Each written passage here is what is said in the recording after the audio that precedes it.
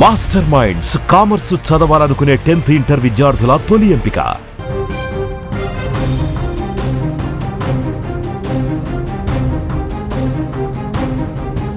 Breaking news చూస్తున్నాం. ఎన్టీఆర్ జిల్లా మైలవరంలో ఇద్దరు చిన్నారులు మృతి కేసుకు సంబంధించి సంచలనం బయటపడింది.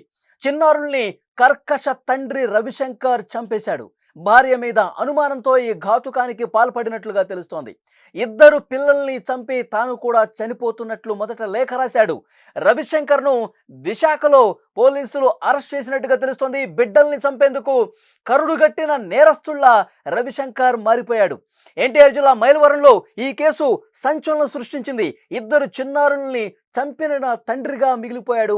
నరహంతకుడుగా మారిపోయాడు తండ్రి. ఇద్దరు బిడ్డల్ని దారుణంగా హత్య చేశాడు. అనంతరం తాను కూడా ఆత్మహత్యకు పాల్పడుతున్నట్టు లేఖ రాసి ఆ కర్కశ తండ్రి రవిశంకర్ విశాఖకు పారిపోయాడు. కేవలం భార్య మీద అనుమానంతో ఈ దారుణానికి పాల్పడినట్లుగా తెలుస్తోంది. రవిశంకర్ పోలీసుల విచారణలో ఈ విషయాన్ని బయటపెట్టాడు. ఎన్టీఆర్ జిల్లా మైలవరంలో ఇటీవలే సంచలనం సృష్టించింది ఈ కేసు. ఇద్దరు చిన్నారులు అనుమానాస్పద స్థితిలో చనిపోయారు. ఈ నెల 12వ తారీఖునే ఈ కేసు వెలుగులోకి వచ్చింది. లక్ష్మీ హిర్మణ్య అలాగే లీలాసాయి ఇద్దరు కూడా చిన్న పిల్లలు. తండ్రి రవిశంకరే చంపి ఉంటాడని పోలీసులు ముందుగా అనుమానించారు. ఆ దిశగా దర్యాప్తు చేయడం స్టార్ట్ చేశారు. 8వ తేదీ అతను పుట్టినరోజు కావడంతో ఆ రోజు ఉదయం భార్యతో మాట్లాడాడు. ఇంటికి తాళం వేసి ఫోన్ కూడా అందుబాటులో లేకుండా వెళ్ళిపోయాడు. రవిశంకర్ తండ్రి లక్ష్మీపతి ఈ నెల 12న ఇంటికి వచ్చాడు. తాళం వేసి ఉన్న గది నుంచి దుర్వాసన రావడంతో అది గుర్తించి లోపలికి వెళ్ళి చూశాడు. చిన్నారులు ఇద్దరూ మంచం మీద విగత జీవులై కనిపించారు. అక్కడ రవిశంకర్ రాసిన 2 పేజీల లేఖ పోలీసులు తీసుకున్నారు. ఫోన్ చివరి సిగ్నల్ ఇబ్రహీంపట్నంలో కృష్ణానది దగ్గర కనిపించింది. దీంతో అతని కోసం SDRF సిబ్బందితో అక్కడ గాలించారు. కానీ అతను కనిపించలేదు. ఇంకా బతికే ఉండొచ్చు అన్న అనుమానంతో పోలీసులు నిఘా పెట్టారు. ఎట్టకేలకు అతడు విశాఖలో పట్టుబడ్డాడు. విశాఖలో తలదాచుకున్నట్టుగా పోలీసులు గుర్తించి అతన్ని అరెస్టు చేసి తీసుకొచ్చారు. సింహాచలం అప్పన్న ఆలయంలో ఉండగా చాకచక్యంగా పోలీసులు అతన్ని అదుపులోకి తీసుకొచ్చారు. అంత దారుణం చూడండి. ఇద్దరి చిన్నపిల్లల్ని చంపేసి కేవలం తన భార్య మీద ఉన్నటువంటి అనుమానంతో భార్యతో చాలా ప్రేమగా మాట్లాడతాడు. ఫోన్లో ఏమీ తెలియనట్టు మాట్లాడతాడు. కానీ మనసులో అక్కడ మెదడులో విషాన్ని నింపుకున్నాడు తండ్రి రవిశంకర్. ఇద్దరు చిన్న పిల్లల్ని చాలా దారుణాతి దారుణంగా చంపేసి ఒక కర్కశత్వంతో ప్రవర్తించి మూర్ఖుల్లా బిహేవ్ చేసి దారుణ ఘటనకు పాల్పడ్డాడు. ఇద్దరు చిన్నపిల్లలు మీరు స్క్రీన్లో కూడా చూస్తున్నారు. ఎంత అమాయకంగా ఎంత ముద్దుగా కనిపిస్తున్నారు చిన్న పిల్లలు. ఆ పిల్లల్ని చంపాలన్నటువంటి మనసు ఒక తండ్రికి ఎందుకు వచ్చింది? నీకు నిజంగా భార్య మీద రవిశంకర్ని సూటిగా ప్రశ్నిస్తున్నా తండ్రి రవిశంకర్, నీకు ఎంత ఏదన్నా ఉంటే నీ భార్య పట్ల నీకేదన్నా అనుమానం ఉన్నా, నీకేదన్నా కోపం ఉన్నా నీ భార్యని అనాలి. కానీ ఇద్దరు ఆ పసిపిల్లలు ఏం చేశారు? ఇద్దరు అమాయక పిల్లలు ఏం చేశారు? వాళ్ళని చంపేసి నేను కూడా చచ్చిపోతున్నానని చెప్పి లెటర్ రాసి వెళ్ళి వైజాగ్లో దాక్కుంటావా? ఇబ్రహీంపట్నం దగ్గర నీ ఫోన్ అక్కడ పడేసి నేను కూడా అక్కడ వాటర్లో దూకేస్తున్నాను అని చెప్పి మాయమాటలు చెప్పి ఒక సీన్ క్రియేట్ చేసి నేను కూడా చనిపోయానని చెప్పి భ్రమ కల్పించడం కోసం ఆ పని చేసి అక్కడి నుంచి నేరుగా వైజాగ్ వెళ్ళి దాక్కుంటావా? ఎంత దుర్మార్గం! చిన్న పిల్లల్ని చంపాలన్నటువంటి ఆ కర్కశమైనటువంటి మనసు ఎలా వచ్చింది నీకు రవిశంకర్? పోలీసులు ప్రస్తుతం ఈ కోణంలోనే దర్యాప్తు చేశారు. వైజాగ్ లో అతను ఉన్నాడు అని చెప్పి కనిపెట్టారు. ఇక్కడ ఒక ముఖ్యమైన విషయం మీతో నేను పంచుకోవాలి. అతడు గడ్డం పెంచాడండి. తన భార్య బహ్రెయిన్ దేశంలో ఉంటుంది. అక్కడ పనులు చేసుకుంటూ నెలవారీ డబ్బులు పంపిస్తూ ఉంటది. భార్య మీద అనుమానం పెంచుకున్నటువంటి ఈ వెధవ ఏం చేశాడు? గడ్డం పెంచేసుకొని విపరీతంగా ఎవరూ కూడా నన్ను భవిష్యత్తులో గుర్తుపట్టకూడదు అని చెప్పి ఈ ఇద్దరు పిల్లల్ని చంపేసి ఒక లెటర్ రాసి నేను కూడా కాలువలో దూకి చచ్చిపోతున్నా అని చెప్పి భ్రమ కల్పించి అక్కడి నుంచి అతను ఏమీ అఘాయిత్యానికి పాల్పడకుండా ఇద్దరు పిల్లల్ని చంపేసిన తర్వాత వైజాగ్ వెళ్ళిపోయి అక్కడ గడ్డం తీసేసి గుండు కొట్టించుకుని పూర్తిగా తన రూపాన్ని కూడా మార్చేసుకునే ప్రయత్నం చేశాడు. నన్ను పోలీసులు కాదు కదా, నా సొంత మనుషులు చూసినా నన్ను గుర్తుపట్టరు. ఆ విధంగా ప్రయత్నం చేసి పూర్తిగా పోలీసుల్ని ఏమార్చి కేసు తప్పుదో పట్టించే విధంగా ప్రయత్నం చేసి దాక్కున్నటువంటి పరిస్థితుంది. కానీ పోలీసులు అనేక బృందాలు ఏర్పాటు చేసుకుని మరి, ఎందుకంటే అతను చనిపోయినట్లుగా ఎక్కడ నిర్ధారణ కాల, ఎక్కడ పోలీసులకు ఆధారం దొరకలా. కాబట్టి ఇతను బతికే ఉంటాడు, భార్య మీద కోపంతో పిల్లల్ని ఇలా చేసి ఉంటాడు. పోలీసులకి చాలా కేసులు డీల్ చేసి ఉంటారు. చాలా నైపుణ్యం పోలీసులు, ఏపీ పోలీసులు. సో డెఫినెట్గా ప్రతి ఒక్క విషయాన్ని నిర్ధారించుకుని అతని ఫోన్ ట్రేస్ చేసి అతను ఎక్కడికి పారిపోయి ఉంటాడో సీసీ ఫుటేజ్ల ఆధారంగా దర్యాప్తు చేసి వైజాగ్లో దాక్కున్నాడు రవిశంకర్ అని చెప్పి ఇప్పుడు పట్టుకొచ్చారు. ఆ భార్య, రవిశంకర్ భార్య, ఆ ఇద్దరు పిల్లల తల్లి ఆవేదన ఒక్కసారి వినండి. మాకు ఏం గొడవలు లేవండి. అదే జరిగింది. ఆయన అప్పుల వల్ల ఏమన్నా ట్రబుల్ ఎవరన్నా డబ్బులు అడుగుతాను అన్నారండి.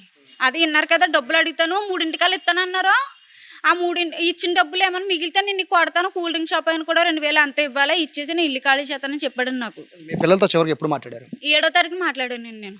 ఏమనలేదండి, చక్కగా మాట్లాడారండి. మా ఆయన కొట్టాడండి పిల్లల్ని, అసలు కొట్టాడండి, మా ఆయన పిల్లల్ని కొట్టాడండి. కాకపోతే ఈ అప్పులు, ఈ ఒత్తిడి, పిల్లలకి అన్నం పెట్టుకోలేని పరిస్థితిలోకి వచ్చేసాము. మా ఆవిడని ఎంతవరకు నేను ఒత్తిడి చేయాలి, ఎక్కడి నుంచి పట్టుకొస్తుంది, ఇప్పటికి మా వల్ల ఇది అయిపోయింది, బయటికి వెళ్ళింది, ఇంక మా ఆవిడ ఎక్కడైనా తెస్తుంది, వెనకాల ఫ్యామిలీ లేదా ఎవరన్నా అడుగుతుంది, ఇంకా మా వల్ల కాదు అని చెప్పేసి ఇలా అయి ఉండాలండి.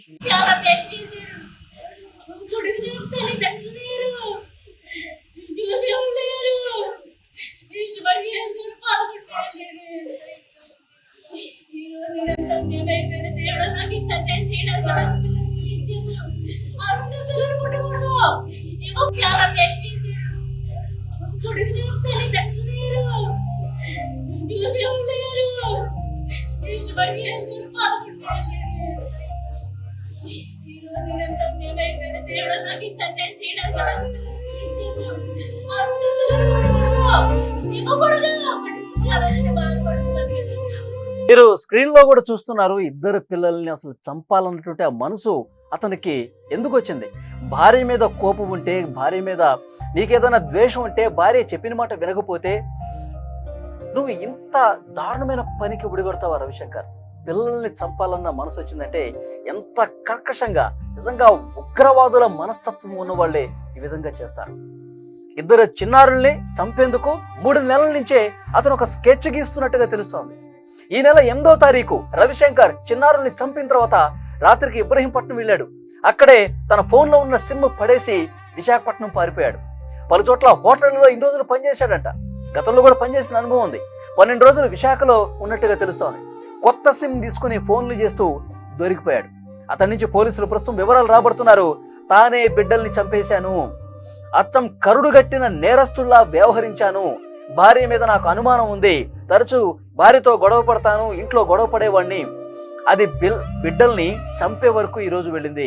ఆమె ఉపాధి నిమిత్తం బహ్రెయిన్ దేశానికి వెళ్ళింది. అక్కడ వెళ్ళిన దగ్గర నుంచి నా అనుమానం పెరిగిపోయింది. అక్కడ తను ఏం చేస్తుందో కూడా నాకు చాలా అనుమానాలు ఉన్నాయి.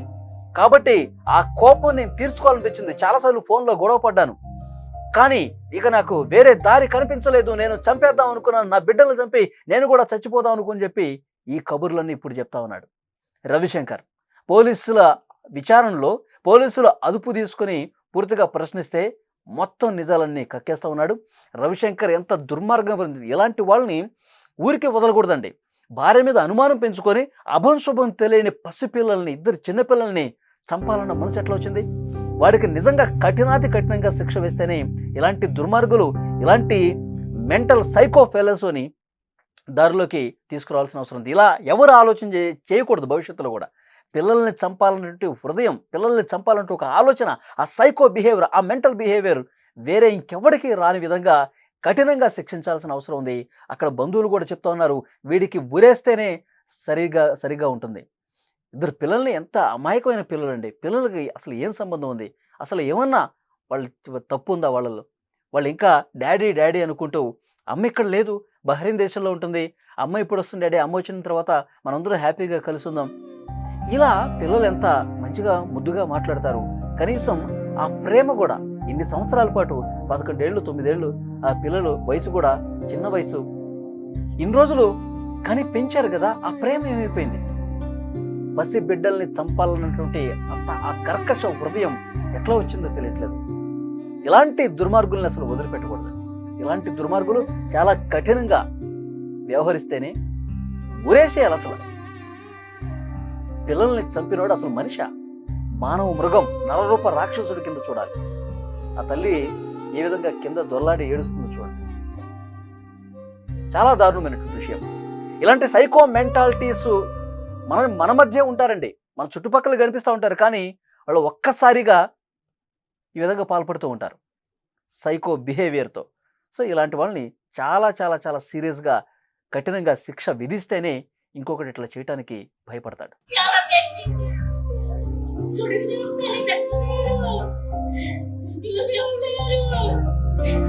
Thank you.